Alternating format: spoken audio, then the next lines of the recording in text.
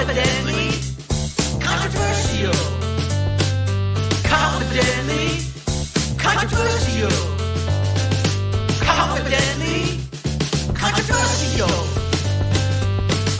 Hello, hello, hello. Hello. I wish we could sing. It would be so much better. Welcome to the Confidently Controversial podcast. We are your hosts with almost the most. I don't know. Don't make such bold claims, Kim Tweed. Okay. We're your hosts with the least. With something. We got something. I'm Kim. And I'm Emily. Hope you guys are doing well. Thanks to everyone who's listening to the podcast on our various platforms. We really appreciate it. Yes, we do. As we said before, please make sure to like us, follow us. Please like us. Comment for us. Just give us something that says you're listening to it.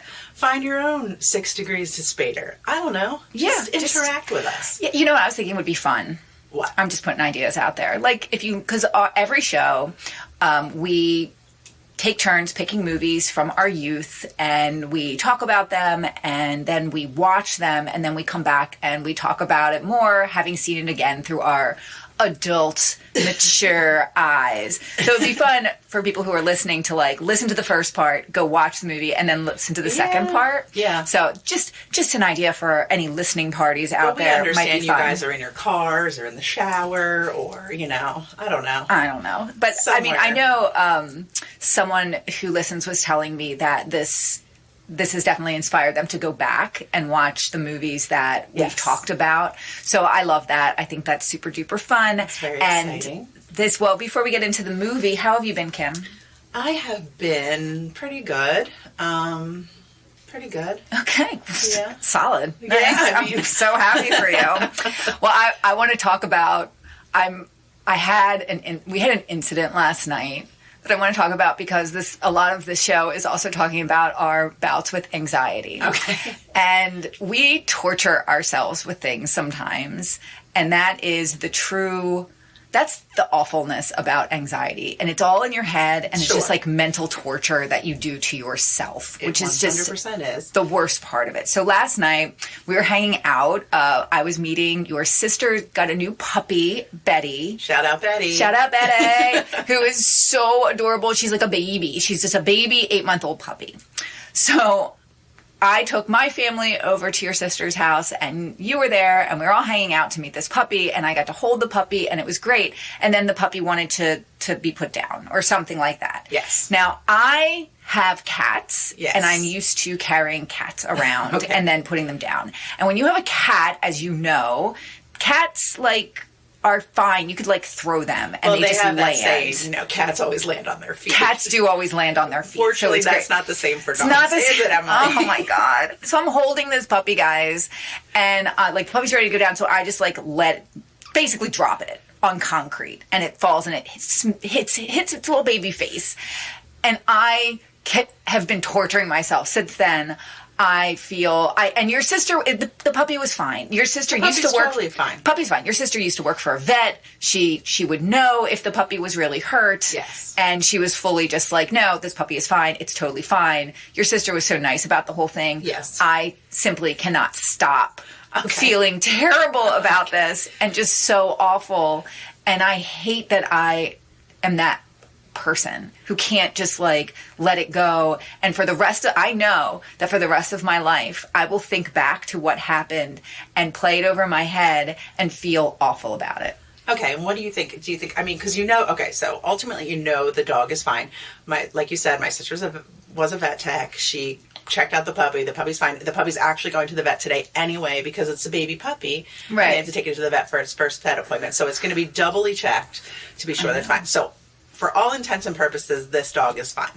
What is the thing? Are you embarrassed about it? Yes. I'm very embarrassed about the whole thing. And I'm also, I feel like your mom was there, and I feel like your mom was just like, ugh, like, dummy.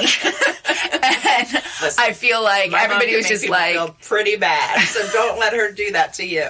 She didn't say anything to me, but I could see it in her eyes, like, ugh. And like my husband, like mocked me. My husband was there. He mocked me later. My kids were like mocking me later on. And I think everybody is fully just like laughing about it because again, the puppy is fine. Right. And they see that I'm just so upset about it, but I could cry, Kim. I'm so heartbroken about the whole thing. I hate it. Well, I think you just need to take something away from it. You're a good person. You have empathy for that poor little puppy whose face I broke. You didn't break the puppy's face. Let's not make this that kind of podcast. Okay. But so I think that you just need to forgive yourself because accidents happen. I'm going to be your therapist here. Thank you. Accidents I need it. happen, right? Uh-huh. And nobody's upset with you. Okay. Nobody's mad at you. Nobody's mad Shout out Neil Brennan. And that puppy's going to be great. And not even the puppy was mad at you. I know. She wanted to snuggle you again. She was so cute. And okay, well, it makes me feel. See, and that's the thing I think you need to hear sometimes when you're having anxiety. It's like I'm torturing myself. Like nobody's mad at me. I know that your sister loves me, and I love her, and I love that puppy, and I don't know that puppy loves me anymore. No, but she does. She forgives. She forgives. Trish forgives. Trish forgives. Betty forgives. So, okay. Well, I needed to talk about it, and I figured the podcast was the best venue to talk about it. Sure. I mean, you had no malice, no ill will towards that puppy. Like, it's totally fine. The puppy's fine. Guys, the puppy's fine. Okay. The puppy is fine. I'm not, but the puppy is, so that is good. Yeah. All right. Well, let's move on and talk about our movie this week. Okay. It's your turn. It's my turn to pick, and Kim and I were talking. So I think all of the movies that we've talked about so far have been the 80s, and it's definitely 80s heavy because we were younger kids in the 80s, but because of when we were born, our youth kind of also was into the 90s. Sure. So there are movies from the 90s that I would fully say we were very young when we watched them. Yeah, we were like preteen, like full teenagers when we watched these things. So I also feel like they had a lot of impact. And this movie is a movie that was big for both of us. Okay. I know it was big. I've seen it. But I feel like this is a movie that we quoted a lot throughout high school. Okay. It was not only a huge movie just in America, it was a huge deal movie. Okay. But it was definitely a big movie for us and like a movie we talked about a lot when we were younger. So excited. Because I have not seen this movie in a very, very, very, very long time. Okay. Like it's definitely been like a couple of decades since I've seen this movie. All right. Okay. This movie is from 1990. 1990. So we were 13? Peak puberty. 13 years old. Yeah. Okay. It is rated R. Peak puberty. We were peak puberty. Gross. Yeah, we were pretty gross, but yeah, peak puberty. So you got to think like it's a romantic comedy. Okay. So fully like we were into it. Oh, I think I might already know what it is. Okay. It was rated R. Yes. Yeah. But we definitely saw it. Okay. At that age. Yeah. Like, we definitely saw it when it was big and it was out. This movie was directed by Gary Marshall, brother of Penny Marshall. You know what it is. All right, then I'm just going to get into it. This film launched the career of one Miss Julia Roberts. Yeah, it did. It did. So this movie is Pretty Woman. It is. It's Pretty Woman. It's Pretty Woman Day at the podcast. Yay. Right? This movie was big for us. Oh, huge. Yes. Even right now, I'm like giddy about thinking about watching it. And it's just like, I know what it's about. Right. Like, I'm going to... First, I want to talk about the fact that this movie... So, I would hope that most people know Pretty Woman. I don't know if younger people know that movie, but it was huge. Huge movie. And, yeah, nobody knew who Julia Roberts was at this point. Right. Julia Roberts is now, like, a giant A-list actress. She's been in a million things. I believe she's won an Academy Award at this point. Yeah, she's she's one of the highest paid female actresses. Right. I think she was nominated for an Academy Award for this film as Really? well. I believe so. Okay. We're going to get there in Sure. some of I got a lot of facts, and I really enjoyed looking up the facts about this movie because there was a lot of stuff that I really didn't know about it. And like we said, this is a huge movie for us. So the film stars Julia Roberts and Richard Gere. It also features a lot of other great performances. Hector Elizondo, who I feel like was also in a lot after this. And he's in every single Gary Marshall movie. Is he? Yeah. Okay, cool. We like him. Laura San Giacomo. Right. What was the one with Just Shoot Me? Just Shoot Me. Just Shoot David Me. Spade. Yes. And Jason Alexander. George Costanza is in it as terrible well. in this movie. I know. That's the part. That's not a bad actor, but just his terrible part. He has a terrible part in this movie. So the film story, for those who don't know, it centers on Hollywood prostitute Vivian Ward, who is Julia Roberts, and a wealthy businessman, Edward Lewis, who is Richard Gere. So Vivian's hired to be Edward's escort for business and social functions, and their relationship kind of develops Social, as you do. You hire a prostitute. And it's not like she's a high-class prostitute either. No. She's like on the streets hooker in this movie. Yeah, I don't think you can say hooker, though, anymore. You can't? Oh, I the don't sex think so. worker. Yes. You say sex worker. Yes. Okay. But at this time, I think that's, I don't know. Okay. Right. Well, thank you for correcting me. I don't know that. No, for she was sure. a sex worker in this movie, for sure. So this film kind of centers on their relationship and how it kind of develops over this time. Originally, this movie was supposed to be called $3,000, and it was gritty. Gritty? It was a gritty movie. Like it was not like the fun romantic comedy fairy tale story that it is. It was dark when it first started. It was like a dark cautionary tale about still directed class. by Gary Marshall? It sounds like it bounced around a lot, and then it was kind of reconceived as a which is really funny. Like, can you imagine in that room, like, what if instead of it being What if they fall in love? What if they fall in love? That's what the people want. Let them fall in love. So the film was hugely popular. The person who wrote it received a Golden Globe Award for Best... Julia Roberts got a Golden Globe for Best Actress and a nomination for the Academy Award. Okay. And it really did just make her a star. Yes. This film grossed nearly $500 million worldwide. No way. Yes, it was huge. Huge. It is the highest number of ticket sales in the U.S. ever for a romantic comedy. Wow. And yeah, it's just slightly ahead of... Give a guess of what you think the second place highest grossing romantic comedy, ticket sales wise. Second place, highest grossing romantic comedy. I'm thinking. Was that When Harry Met Sally? No, My Big Fat Greek Wedding. Really? Yep. Surprising. Yeah, this movie made a ton of money. But yeah, when it first entered production, it was very different. Vivian was a drug addict. In the original script, her friend, Kit, Yes. so she dies of an overdose. Oh, gosh. Edward and Vivian don't end up together. And in the end, he throws Vivian out of his car along with the money he paid her for the weekend. The $3,000. Oh. I know. Super, super dark. But then it bounced around for a while. The role was actually originally intended for Molly Ringwald. Oh, wow. Yeah. They always wanted a redhead? I guess so, yeah. And Julia Roberts' hair was not red. They dyed it for this movie. They dyed it red? They dyed it red. Oh. Yeah, and like I read a thing about how there's like a whole scene when she's in a hot tub, like in the bathtub. Yes. They had to use like real detergent to make the bubbles really big, and it stripped the color off of her hair. Oh, my gosh. And she had to have like... I know exactly what you're talking about. Yeah. I've seen this movie many so times. many times. But when was the last time you saw it? Pretty recently. Really? Yes.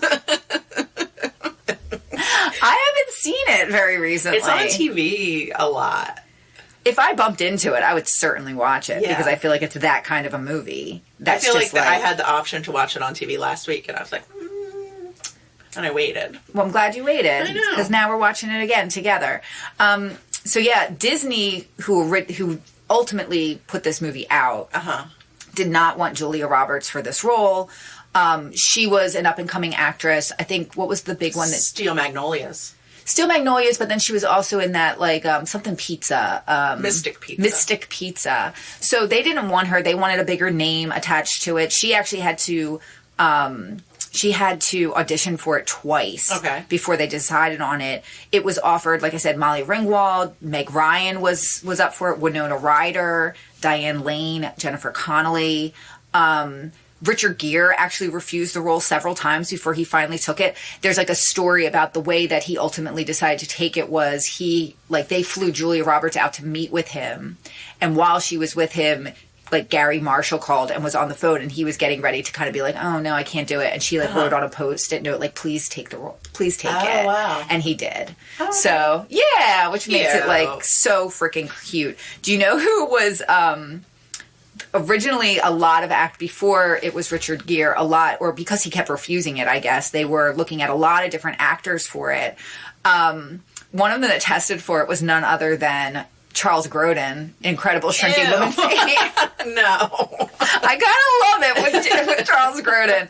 It becomes this, like, nervous movie. Like, I don't know, just totally different vibe. I know, I love it, though. Albert Brooks. Again, nervous. Christopher Reeves. Superman. Wow. Oh, wow. Yeah, Daniel Day-Lewis. Too serious. Oh, I love Daniel Day. Denzel Washington. Okay. And Kevin Kline. Kevin Kline. Kevin Kline. Fish Called Wanda. Okay. I like Kevin Kline. Yeah, I mean, I like him. I just don't see... I guess they had to really make him look the businessman part. Yeah. He was very businessy businessmen back then. Yes, absolutely. So, yeah, ultimately, the stars align, and you have Richard Gere and Julia Roberts, who have such great chemistry together. I feel like in my recollection of this, the things that stand out to me were her clothes. She looks fantastic. She does that thing that I love in movies where you go from rags to riches and you do a shopping spree and suddenly you have a full makeover. That's why I feel like, what was that show? Any of those shows where they make people over is my favorite thing. Like Queer Eye. Love it. Yes. Yeah. Love that so much. Yeah. And that's this movie. She's rough around the edges, and they teach her to be this refined lady. She is. She is turned into a refined lady through this. So it's truly like this massive movie. It's interesting that with such like a huge movie, in today's world, if you had a movie like that, they would make more of them. Right. But they have all bonded together that there will never be another... Right, but they did make a... they made The Runaway Bride, right, but that's not... I know, but it has Julia Roberts, Richard Gere, and it was directed by Gary Marshall, too, right? Yes. So I think those people have worked together again, but there should never be a Pretty Woman 2. Come on. When you see when they're older, they have grandkids now. What are they talking about? What are they talking? What is even happening? I found this fact fascinating as well. So the Beverly Wilshire Hotel, where they stay in the movie... Bev. Will. They offer something called the Pretty Woman Experience in real life. Oh. And it costs like $1,000 on top of whatever you're spending to stay there. And according to their website, you'll be treated to retail therapy with a personal stylist and wardrobe consultant, where you'll be shuttled around Rodeo in a Mercedes-Benz. Your VIP suite awaits, but don't forget the couples massage. You get some off-menu items prepared by the executive chef, and a hand-drawn bath and aromatherapy and bubbles. And maybe you get some champagne with strawberries, too. Oh, my gosh. It makes me uncomfortable to think about doing that, but at the same time... I would hate that. To the idea of having to, like, go... Even though I would love to have someone... as a personal shot, like someone style me, the idea of doing that with like somebody who I don't know terrifies me in so many ways. The judgment, I would walk away from the whole thing, though I would probably get some amazing looks. I don't feel like I would walk away feeling confident and excited about it. I would walk away from it like, oh. Well, we've talked about this before too, like that idea of, that celebrities sometimes have contests where you could spend the day with them. To me, that's my worst nightmare. I would hate that. Right. I'd be like apologizing the whole time. Like, I'm sorry you have to do this. I know you don't want to be here. I don't want to be here. Right. I'm very sorry I entered this contest. But we'll just like, I'm going to take my food to go. Right. You take your food to go. Right. You just do whatever you need to do. I'm a big fan, so it's great to meet you. Right. and let's get out of here. Don't feel like you have to talk to me or look at me. Right. But in my brain, I would love to have, there's some celebrities that I would love to sit down and have a conversation with. Right. In my mind, I could script out that conversation. Sure. But in real life, I know that it would be painful because they're human beings. Yes. Right. And it would be like, think and of you how... know how you feel when you have to talk to somebody that you're just like, ugh, I don't want to talk to this person. Right. Like, oh, what do I have to do now? I have to have lunch with a fan. Like, yeah. No. Sorry. Like, but that's just, I just don't feel like that's something that anybody wants to do. So I don't know what that says. Maybe there are people who love that. Yeah. And if there are out there, that's just really, really great. So those are my facts. And what are the things, you've seen it more recently. So, I've just seen it. I've seen this was a movie we had on VHS. Sure. We had this in our house. We weren't allowed to watch it when we were really young, but I do remember watching it a lot. And I remember pretending to act out scenes from it, like where she like jumps on the bed. She's like very excited. Oh, right. And then a lot of lines from this movie were quoted in my life. I think I still say, big mistake. Huge. Oh, yeah. I said that the other day at work about something, but I feel like there's a certain group of people who everyone knows what that is. Yes, like if you say, pretty woman moment. Yes. Like people will know exactly what that means. Mm-hmm. Like when you're shopping. Yeah. Yeah. And then I've also recently, because I have watched it recently, I've also thought about the amount of money he gives her based on the time that she's spending with him. And I don't think it's a good deal. So I'd like that to wash out for me. Yeah, I'm interested in that, and how all that is pictured, because she is a sex worker. Yes. So is that kind of glossed over in this? Like she should be lucky to get it. Yeah, or like, is that not as true to how it... Is it a Disneyfied version of being a sex worker? Yeah, probably. Yeah, sure. Yeah. Yeah. But there's also some, like, she's, in my recollection of it, she's like an empowered person at the same time. Yes. She says who? She says when. She says how much. Which is also a line that we say quite a bit. So I am super psyched to watch this movie with you. I am too. Yay! Let's go watch it, and then we'll be back to talk more about it. Yay! Confidently controversial.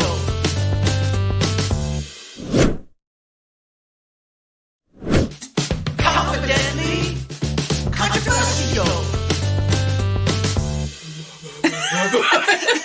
It must have been love. But it's out. Sorry, guys. I forgot the soundtrack to this movie. I had this on tape. Like a cassette tape of the soundtrack. I remember it. As I said, I think I had a single of It Must Have Been Love. It's a great song. It is a good song. As we were listening to it, I was definitely having flashbacks of high school dances. Yes, like this was a big slow dance song. They had other great songs on there. It was a good soundtrack, as I recall. Sure. All right, let's get into Pretty Woman. There's just so much to say. There is. I mean, I feel like, wasn't this the movie that was billed as like, and I know we said we couldn't use this word, but this is what they called it, the hooker with the heart of gold. That's correct. Yeah. And I think, let's just quickly, before we jump into it, because I was looking this up while we were watching the movie, just to kind of get some confirmation. So, because they use the word hooker a lot. They do. Use the word prostitute a lot. They do. So, the politically correct term, or not even politically correct term, the term that the people in this industry want to use, is my understanding, is sex worker. Okay. And that is an attempt to take a socially marginalized population and give them some equality, and that they are performing work for services just like so many other people do. Sure. So, and they're trying to take, prostitute is a negative term. It was coined in the 1500s, and it's a term that basically essentially means to sexually dishonor yourself. Okay. And it was also used as an insult. So that's why they're trying to take these terms out of these things to legitimize the work and to help people better understand. Because I mean, so much. I mean, we're huge My Favorite Murder fans. Yes. And if you've listened to a lot of episodes of that, they discuss very often how crimes against sex workers are often just not even looked into. People are just like, oh, they deserved it.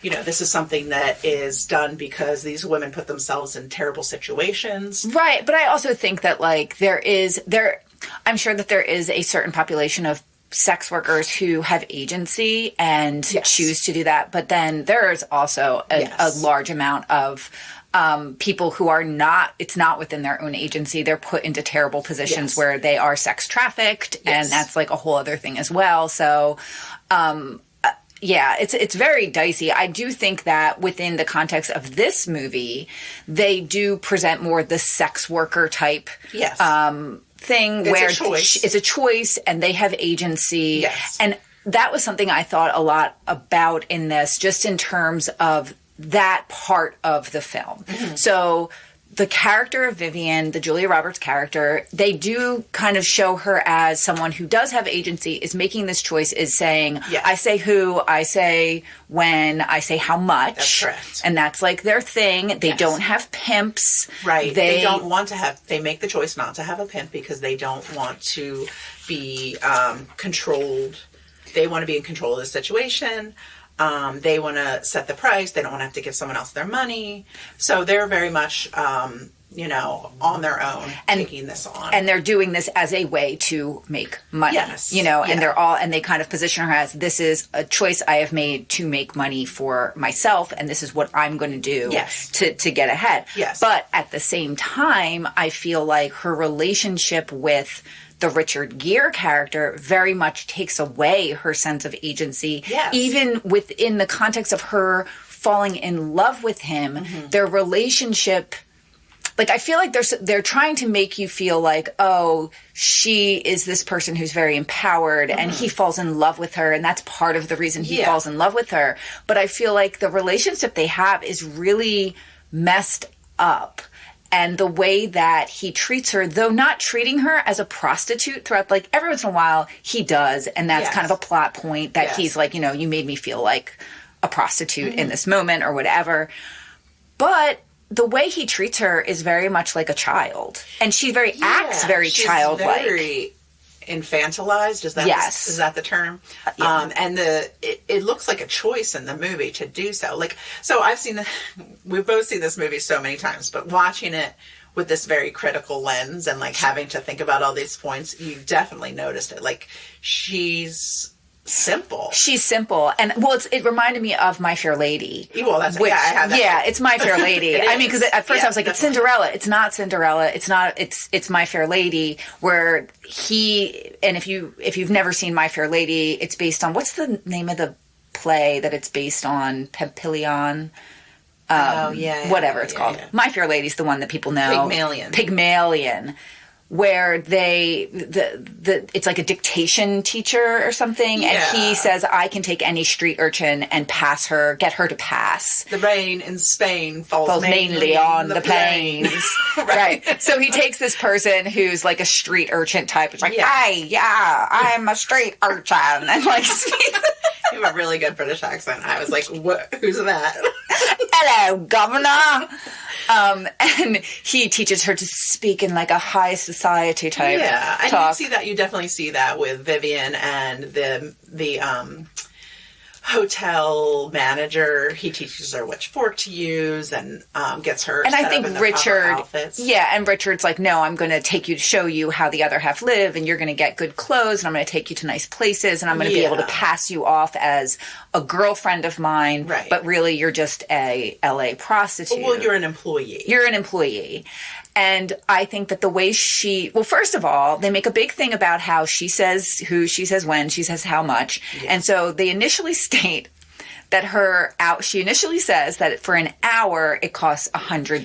Yeah, so she goes to get in the car, and her Kit, who's her best friend and roommate, says, don't take less than $100. Right. So 100, and then it's established pretty quickly within their interaction that it costs $100, and he says for the night, and she says no for the hour.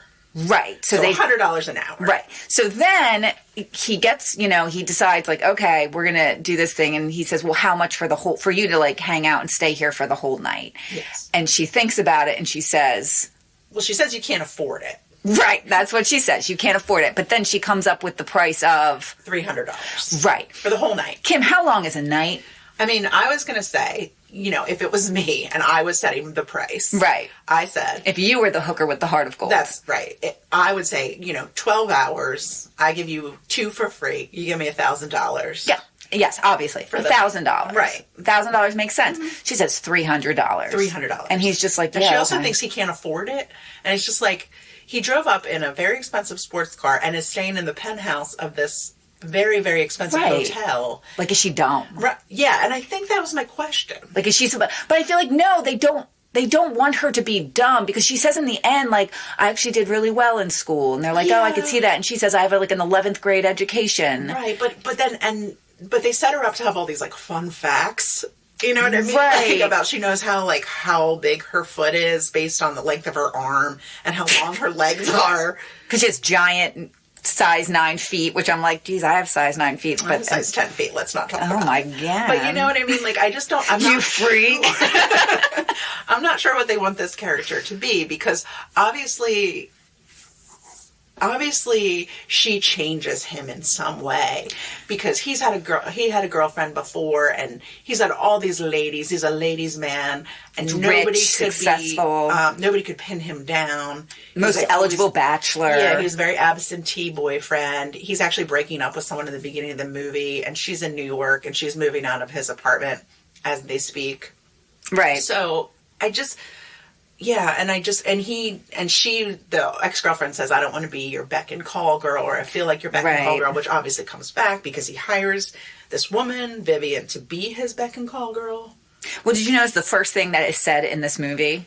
Know what they say? No matter what they say, it's all about money. Yeah. Which is interesting. But yeah, back to her character, I feel like I think there's...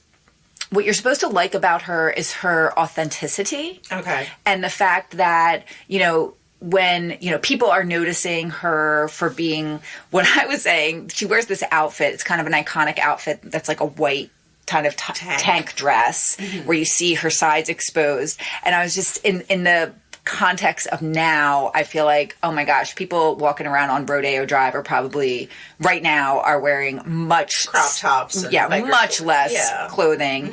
But it was treated like this scandal that she's walking around dressed like that. But she's kind of her authentic self, and she's there kind of like as a mirror to like reflect, but not to a mirror, but maybe as she's kind of shining a light on how shitty people with money can be against people who don't have money. So I think we're meant to identify with her as like a common man type character. So she's kind of like us being in this situation, because most of us watching the movie, like, we've never stayed in the Beverly Wilshire. Well, and you're meant to want that. You're meant to come out of this movie being like, I want this romance. I want this man to come in and sweep me off my feet and give me everything I've always wanted and just make it a fairy tale. Yeah, and you see, like, she, we identify with her because we're aspiring to that life that Edward has, and we're kind of all we're all her in this situation. But then it's interesting because when she's acting,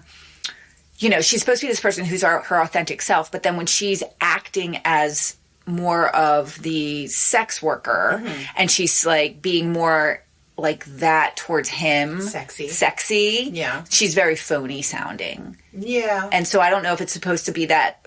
I don't know if it's supposed to be like a parallel between her, that's her business, and her being businessy sucks, and when he's businessy, he sucks too, but when they're their authentic selves. But I also think you're supposed to think that she deserves better than this. Sure. That he's pulling her out of something that's terrible. And he is rescuing her from something that is so, so bad. She should have, graduated high school and gotten a real job and stuff like that. That idea. But again, but here's the thing I kept thinking of too, and because I kept thinking of, one of the things we talk about a lot in this show is the idea that we were young people watching this, and what were the messages. And I feel like watching this, the message is there isn't anything great about, like, she's not, the thing that is great about her is she's super beautiful and she's super charming. She's Julia Roberts, like, gorgeous. She's Julia Roberts, God damn it. Right. But I mean, you can see why she's such a star. I mean, she's so gorgeous. And the hair and the smile and just so unbelievably charming. Yes. And he just is very almost like father-like with her, where he's like really relishes taking care of her and tells like her not to fidget. Teaching her. Right.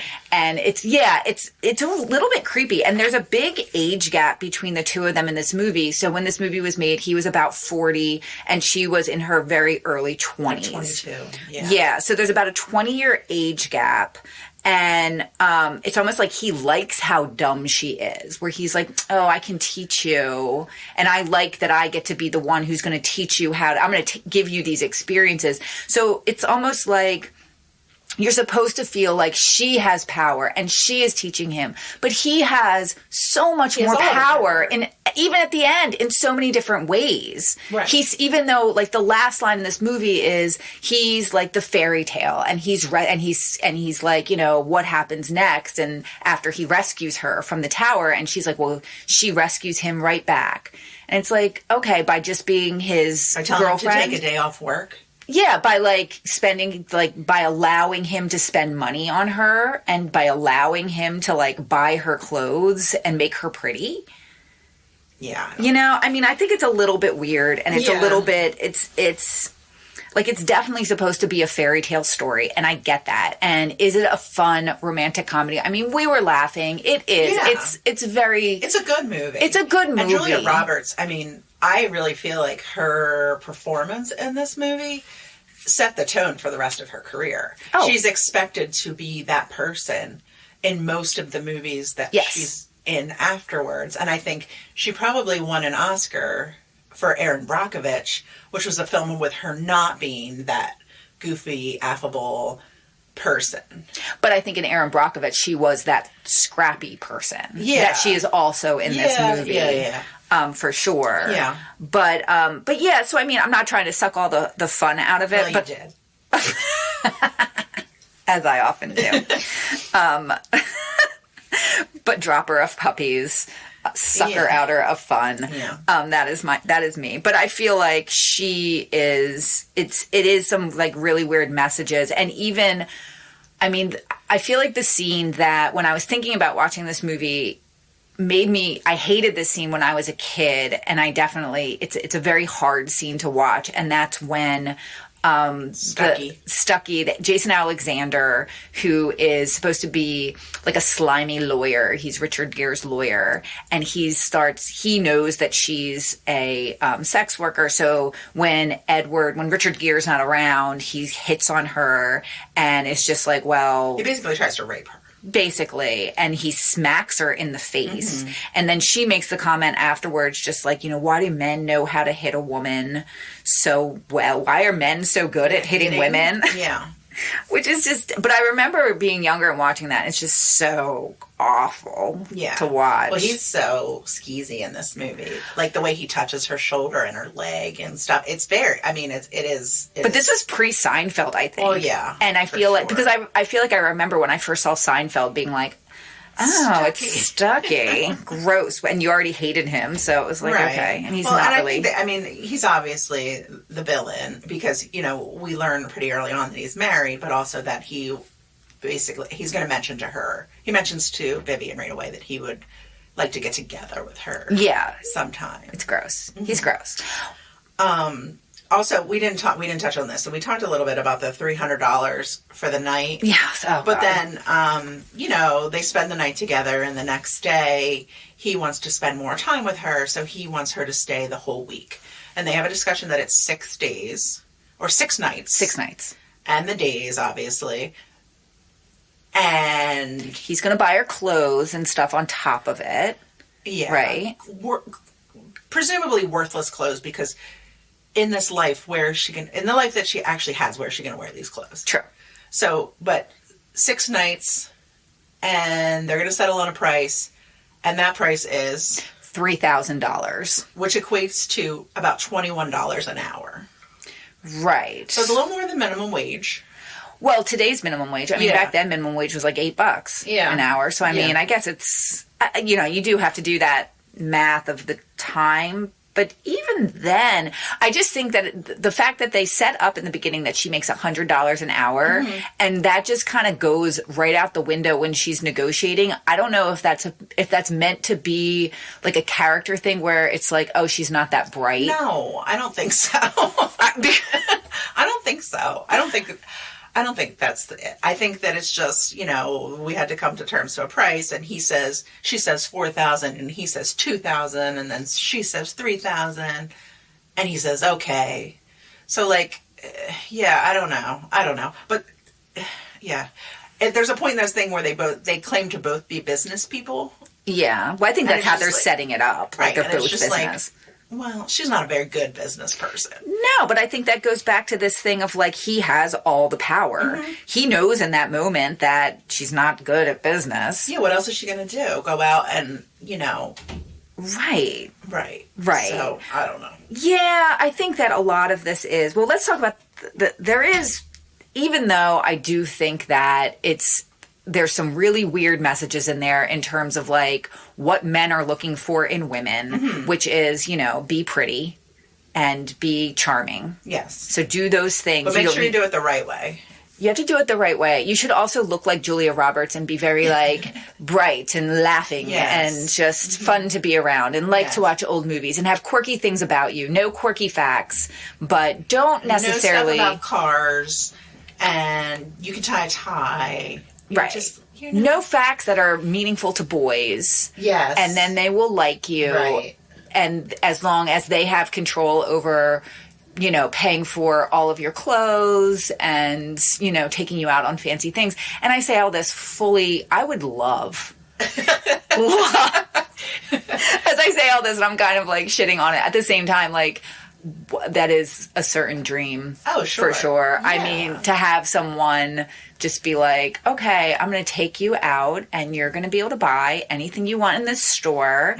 And I'm going to take you out to a bunch of fancy dates and, what have you. Now, in the end, it is oh, she wants more. She wants, but it's the more she wants is him and really being in love with her. Right. They fall in love in this week because, they do finally kiss on the mouth because one of her rules, boundaries is that she doesn't kiss on the mouth. I remember I feel like there was someone who went to high school with us who went through a phase of saying that they wouldn't do kiss that. On the mouth, yes. Oh my God, a 17-year-old girl was just I'm going to show I'm powerful. And I'm not going to kiss I don't kiss on the mouth. It's yeah, well then what else are you going to kiss? Right. Okay. I'd rather kiss on the mouth. Yeah, kiss on the mouth. It's better. Jesus. Mary and Joseph. Yeah, what are you, a prostitute? You're powerful. You're not going to kiss on the mouth. Oh my God. But okay, let's talk about the fun thing. The fun thing. The fun thing. The clothes. Yeah. Ugh. Yeah, the clothes are still very good. Oh my gosh, yes. The style in this is timeless. On her, it's very timeless. On some of the other women throughout the movie, it's very stuffy and very 80s. Very 80s. This was definitely tail end of the 80s, early 90s. Very harsh. Yes. Shoulders, a lot of pastels. Yes. Yeah. The hotel room that they stay in could not have more mauve in it. No. It was mauvulous. It was terrible. But she, that red dress she wears. Oh, yes. Iconic. I mean, whoever was in charge of the fashion on this, I hope they were nominated for an Academy Award because they did such a great job. It's really great. Yeah, it is. It's really great. That is so fun. I feel like she is just delightful. Yes. Where did you stand on Richard Gere as a young person? I mean, I think when I was younger, I thought he was handsome, but looking back now, it's funny because I remember when originally watching this movie, I was oh, he's old. Because he's our parents' age. And then watching it now, I'm oh, he looks really young. Because he's younger than us in the movie. So that was very strange. I mean, he had the gray hair. I mean, he went full in on the salt and pepper hair, which as a salt and pepper myself, I appreciate. Sure. that men can do that and still be. So, whatever. We're taking it back, ladies. Yeah, maybe that's why I always thought he was older. But yeah, but now I'm just like, eh. But it's also, I also feel like a big thing with this was that Julia Roberts did have, there's Luna being passionate about the podcast again. I'm sorry, Luna's barking. Luna is Kim's dog, and she's wonderful. We love her. She watches all the movies with us. She does. She does. She has something to say, obviously, about the movie. But yeah, they make a big deal in this movie, and even when I was doing my research about it, that Julia Roberts had a body double for the poster and for some of the scenes in the movie. Like, you could tell in the beginning part where it's like, it's a close-up on her body in the bed, and her face is, like, shaded out. You don't see her. That's interesting. That's a body double. See so much. You do still see so much of her body. I know. So, but I mean, whatever. If that was what made her more comfortable, then that's totally fine. But I feel like that... I even remember at the time that being a thing that was talked about, and I feel like people went out of their way with that. But no one, you see a lot of Richard Gere, too. Yes, and he could not get over the mole pattern around his nipples. She just couldn't let it go. Weird scene when, like, they are having a bath together, and she's, like, sponging his chest, and it's very uncomfortable. But still, I feel like the same when I was younger watching this. I wasn't in love with Richard Gere. No. And he's very unique looking. He is very unique looking. His face is like very long and like thin at the bottom. Right. Like, I wouldn't say that he's classically handsome, but he's definitely handsome. If he walked in the room, I don't know about now because he's my dad's age, so it's kind of weird. But back then, if Richard Gere walked in the room, like, he is very handsome. And I feel like he was definitely held in high regard for his handsomeness at the time. Like, he was the one. He was the one. People really liked him. Well, he was in, oh my God, Officer and a Lady. Did you ever see that? And a Gentleman. Officer and a Gentleman? Is it? And yeah. a lady? Well, there's a lady in it. So, yeah, I think it is an Officer and a Gentleman. An Officer I and love a that Lady. movie, Officer and a Lady. That's my favorite. Sorry. It's a great movie. Officer and a Lady. There's a lady. It's all about him and a lady. So, whatever. Got it. But he's very handsome. Like, that's an iconic thing with him, with his military suit. So I feel like he was already established as handsome man of the time. Mm-hmm. Yeah. I guess he's the officer and the gentleman. He was, yes. He's an officer and a gentleman. He's both of those things. He can be both. He doesn't have to just be an officer. No. And that's not the movie we're talking about. Well, I think I always say this a lot. What's your dream? Because in the beginning of the movie, we see Richard's life, and then as we pan over to Vivian's life, we see the guy kind of like walking around on the streets and he's yelling. He's like, "Welcome to Hollywood. What's your dream? Everybody who comes to Hollywood's got a dream." Right. So, and that really sets it up. And then he's at the end. It is a fairy tale. It is a fairy tale, and it delivers as a romantic comedy. It's fantastic. Yeah. It's funny. It's It's a little problematic, emotional. But, I feel like something we talked about earlier in fairy tales, Disney movies, Disney movies have evolved so much over time, and at the time, the Disney movies weren't the same. In fact, one of the things I was thinking about in this, Julia Roberts' hair is like its own character in this movie. Gorge. Now, this came out in 1990. I think Little Mermaid came out like maybe 1991. Very same close. hair. Yeah. Like that red hair. Like, and I wonder if there wasn't some sort of like inspired by, because that movie, it's the same kind of thing. She has no agency, like with her voice, and she's, whatever. Look at all these parallels. There's so many parallels, for sure. But again, like, that was the big fairy tale of that time. This was a huge fairy tale. And think of, again, we're looking at it now, all these years later, like, oh, it's a little problematic. Mm-hmm. But, that's what we were raised on. Those were the fairy tales that made us, shaped what we wanted in our lives. And it's nice that the little girls, the little puberty girls growing up today don't have to watch these things, have different things that they can aspire to instead of being sex workers. Yes. And there's a wonderful fashion montage, which, as we've already determined, we love in a movie. Love it. I don't like the kissing butt part of that. Like that's, well, what's woven into it is that, so we talked about that great scene where, first Vivian is given money to go and buy a dress, but she can't because everyone's just like, ew, you're gross. I'm not selling you. Get out of our store. You're cheap. You cheap hoe. Get out of here. Okay. So then she feels really bad about it, and she tells Richard Gere, and Richard Gere's like, well, I'm going to fix this for you. I'll solve this and problem. Takes her to out shopping, and he goes with her and makes sure that everyone kisses her butt. Again, he's like the savior. He's like doing whatever, which that part of it is kind of weird because it is just like he makes the comment. He's like, they're not being nice to you. They don't, it's not about them liking you. It's about them liking money. Yeah, your credit card. Your credit card. And, but at the same time, the way that they all come out and start showing her dresses, and she's trying everything on, and she's getting pizza there. It's great. And she buys the tie off the sales guy. Yeah, she buys the tie off the sales guy. And then it just shows her in that outfit she wears when she leaves. She's got this like beautiful white dress on, hat, which I wonder the hats, because that's very My Fair Lady. They have those huge hats in there.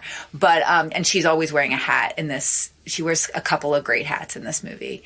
But walking down the street, carrying all the bags, and then goes into the store with the shopkeeper who wouldn't serve her before. And she's just like, do you remember me? Yeah.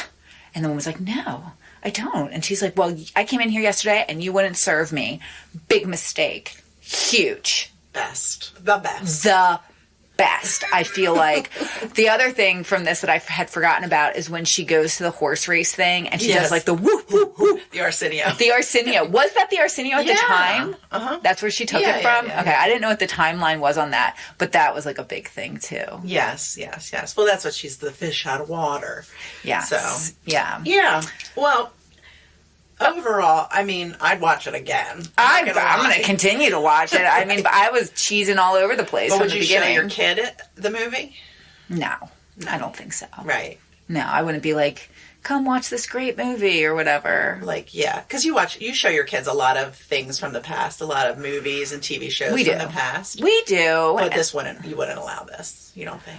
I don't think so. I don't feel like... Well, first of all, I don't think my kids would like. No, they're not a rom-com type of kids, right? But I just don't think so. I don't think so. And my husband came through when we were watching it, and he was mocking us for watching it as well. Oh, we were being mocked. It's definitely hard. A chick flick, as they say. It's a chick flick. It's like, I wouldn't say it's like a feel good, but it's like, no, it is a feel good. It is feel good, and you're smiling, and it's nice when they get together in the end. Yeah, you definitely get that darkness of that world with the Stucky character, but at the same time, it's very minimal. Right, and I feel like that's there so that he again can save the day. He can save the day, right? At the end of it, and storms in and he saves punches him and breaks the guy's nose, and there's also like that weird like daddy. They build in that he's got daddy issues. Yes, Richard Gere, which is kind of like in there as well. Sure. But this movie is definitely for women. Yes. And it was great. And I loved it. And I will say that this was a true, confidently controversial movie. Yeah. At the time, it was controversial. But you know what? They did it. They did it well. Stood the test of time. Nobody was mad at them for it. No one was mad at them for it. And Julia Roberts went on to have an amazing career. Yeah. And we love her for that. We do. Yeah. Yay, Julia. Yeah. All right. Well, I've said about all I have to say about this. I've loved watching this movie again with you. Really good choice, Emily. Thank you. Well, now we have, it's that time. And this is an easy one. I thought of it in the car on the way over. You already know it's Spader time. Spader time. Spader. Spader time. We're go back in time. So, this is easy because Jason Alexander is in this. Yes. Oh, and James Spader was a character in a great episode of Seinfeld that I actually referenced the other day because his character in that Seinfeld episode is someone who is doing the 12 steps program because he had an alcohol problem, but he's not apologizing to George, and George feels very mad that he made fun of him like stretching out his sweater or something. with this big head. And my son was wearing a shirt the other day where like the neck was all stretched out. So, there you go. Well, that was an easy one. It was an easy one. Spader for the win. Spader makes it easy sometimes because he's all over the place. Everywhere. He's amazing. All right, well, Kim, this was fun. It was a good one. Really good one. All right, well, we're looking forward to, please, follow us on Instagram. We're putting out the fun content there. I love seeing all this stuff from the episodes and also some of the other things. So we're at Confidently Controversial on Instagram. We are, and you can also find our podcast just about everywhere where podcasts can be found. So tell your friends, tell your loved ones, if they want to enjoy some fun stuff, to come see us. And then please press like, comment, give us a review, do whatever you do. We would love to hear from you. And remember throughout all of it to be confident in all that you do, in all of your endeavors. If you're going to be a sex worker, you do it and be confident. Yes. All of you. Yes. That's an order. And, if you want to be controversial, it's fine. Your choice. It's your choice. Try to keep it to a minimum. You don't hurt anybody's feelings. Right. That's all we're saying. Right. Okay. Bye, guys. Bye. Confidently controversial.